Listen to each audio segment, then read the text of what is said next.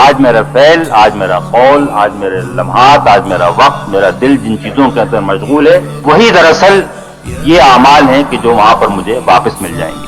تو دراصل بچانے کا کام اس وقت نہیں ہوگا،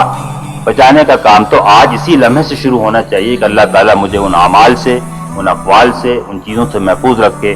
جو اللہ کی آگ کی طرف لے جانے والی۔ اللہم اجرنی من النار۔ میں پھر جیسا میں کہوں گا کہ وقت میں اضافہ نہیں ہوگا، آپ کو تھوڑی سی توجہ اس کے اوپر صرف کرنی پڑے گی، لیکن اس سے وہ حدیث جو ہے کہ موت کو کثرت سے یاد کرو جو کہ لذتوں کو مٹانے والی ہے، وہ بھی پوری ہوگی۔ وہ حدیث جو ہے جس میں کہا گیا ہے کہ دلوں پر جو زنگ لگ جاتا ہے اس کا علاج قرآن کو کثرت سے پڑھنا اور موت کو کثرت سے یاد کرنا، وہ بھی پورا ہوگا۔ دن میں آپ کتنی ہی مرتبہ یاد کریں یا نہ کریں، صبح اور شام، فجر اور مغرب کے بعد 2 دفعہ آخرت کا یہ پورا سفر جو ہے وہ آپ کے ذہن کے اندر تازہ ہو جائے گا، آپ اس سے دوبارہ آگاہ ہو جائیں گے،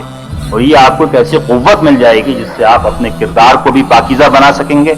اور ساتھ ہی ساتھ راہ حق میں آپ کو جس طرح محنت سے، سرگرمی سے کام کرنا چاہیے